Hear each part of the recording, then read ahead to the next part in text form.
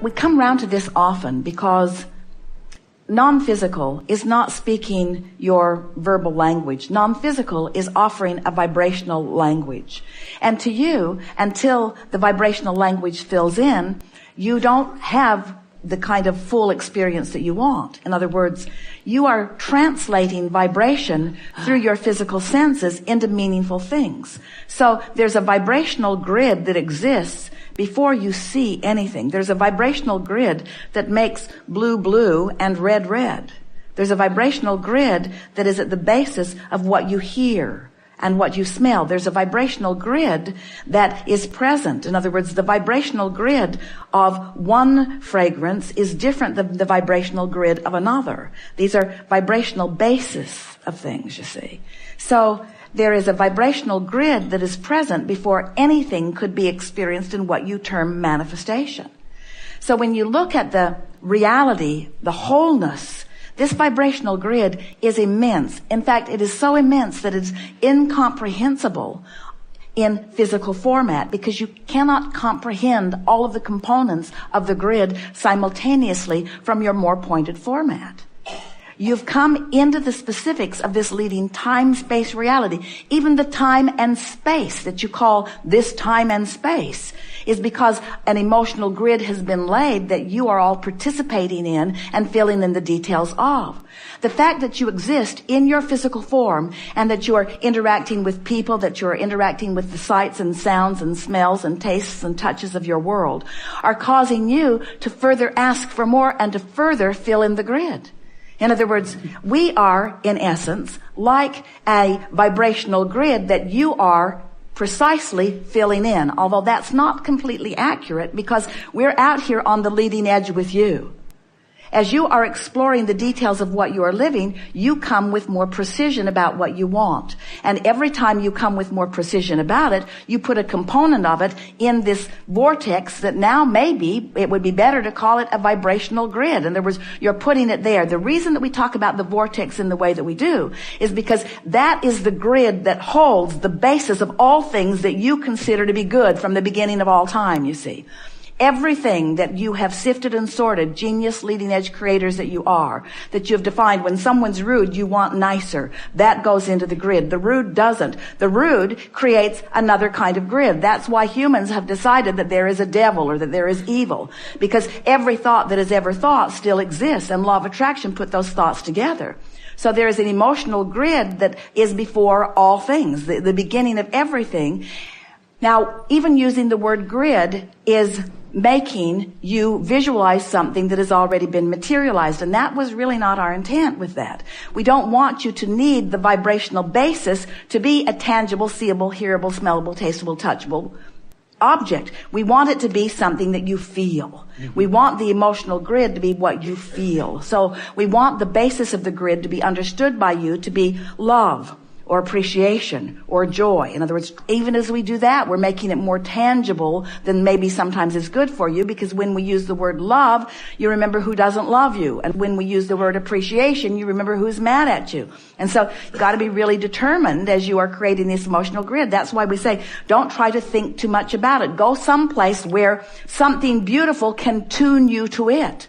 When someone loves you and holds you as their object of attention, if you allow them to hold you as their object of attention long enough, they can tune you into vibrational alignment with well-being. That's why being in love feels so good. Someone holds you as their object of attention from their place of connection to that which is source, to that which is pure love. And as they hold you as their object of attention, they literally, if you allow it, tune you to that higher frequency. That's why the little beasts of your planet are so lovely. Your dogs and your cats and your whales and so on. You don't really feel tender about the insects, but you could. But find something to focus upon that allows you to reside in a non-thinking, a non-critical, a non-trying to make something happen from it, a non-demanding that it become a tangible manifestation state of being. Just a state of being where something like contemplating your Earth spinning in its orbit could be a very emotional. Don't you like that? Don't you like that your Earth spins in its orbit? Don't you like that? Now, can you get general enough to make that be a good feeling to you? When you just think about it doing that? It's not asking anything of any of you. There's no earth spinning committee.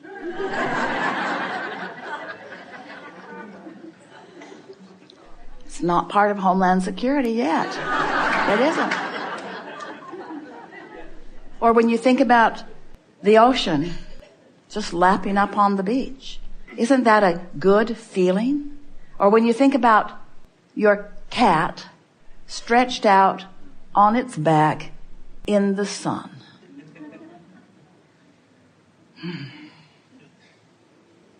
Doesn't that feel good when you think about it? Does it feel good when you think about it? If it doesn't, choose something else.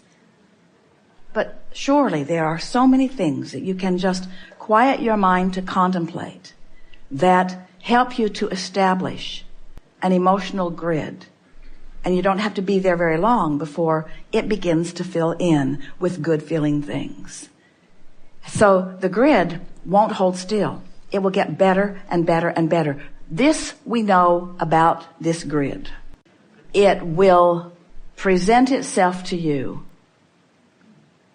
increasingly specific ways for one purpose and one purpose only: to replicate the emotion that you conjured as you began it to begin with. So if you want fun, find the basis of fun. If you want abundance, find the basis of abundance. Now that's getting a little specific. Almost all of you are accustomed to seeing a manifestation that someone else has conjured from a grid that they started before you even knew there was such a thing as a grid. And now you're looking at their manifestation and you're having an emotional response to their manifestation and wondering why you can't do the same thing. And we say, because you have to create your own emotional grid. Consider this. So somebody else started with maybe not even consciously, started with an emotional grid of well-being. And their grid filled in until they had a lot of prosperity that was evident to them and to anyone who's witnessing them.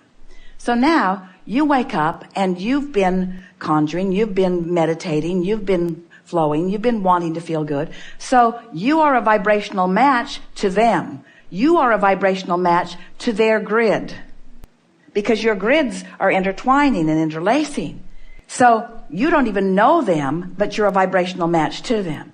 So law of attraction brings you together with their experience, their more noticeable grid. You see what they do and you hear what they say and you notice how they be. And as you observe it, now your grid is filled in more specifically too. Your grid attracted them. And depending upon how practiced your grid of well-being was, then you're not distracted with yeah buts.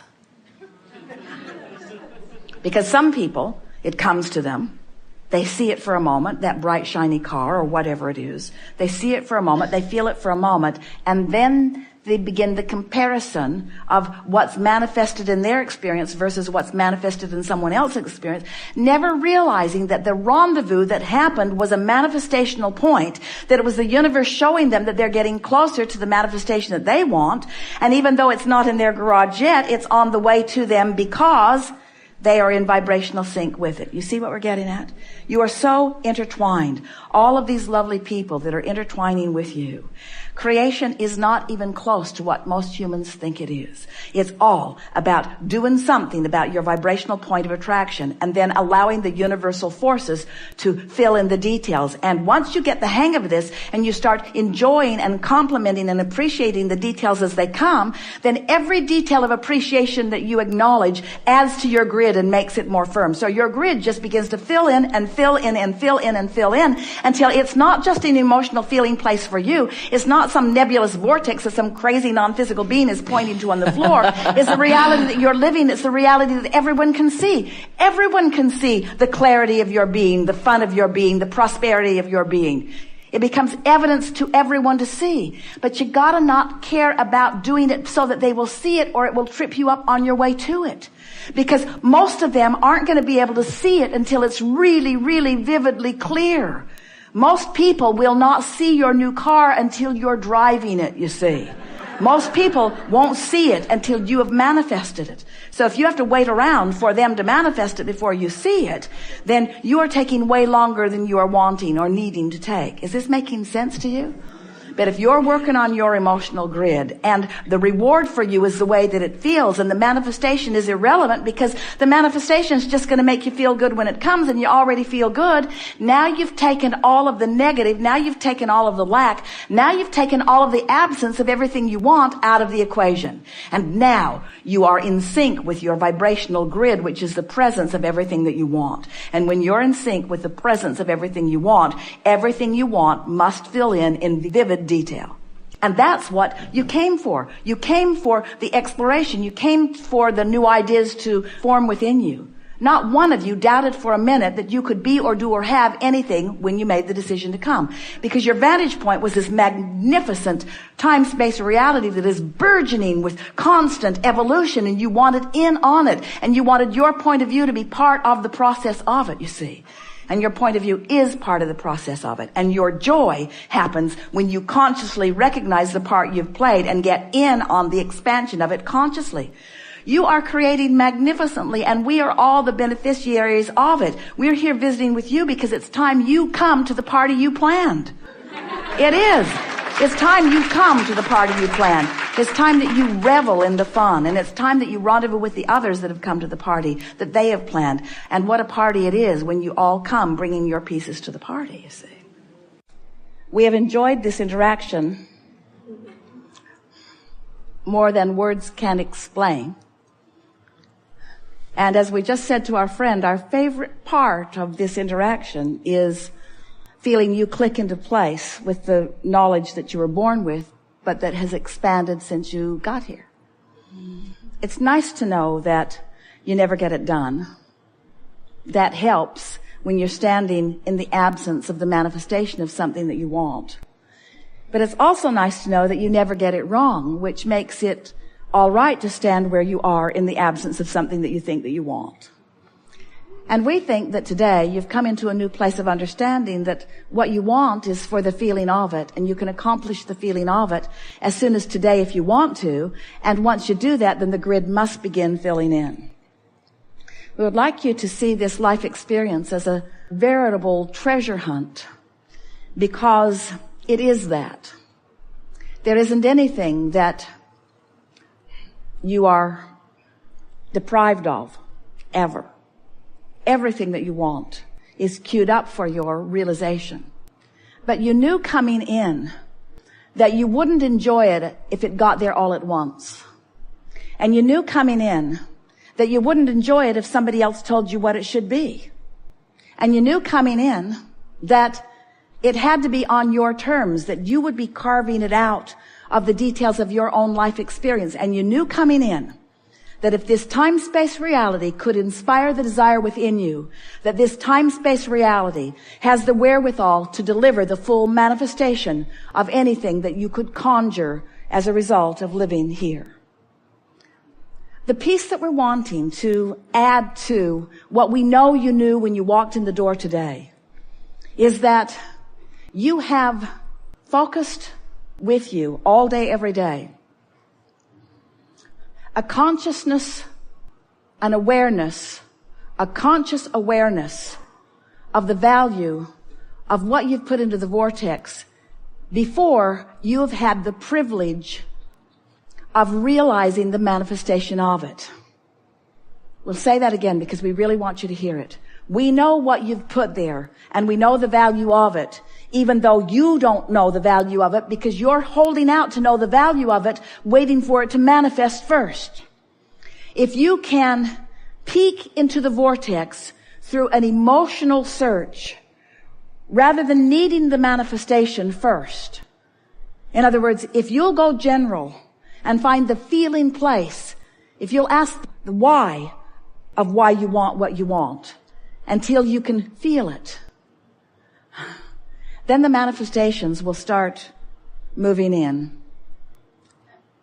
Not like an avalanche, but in the consistent, balanced patterning of surprise and delight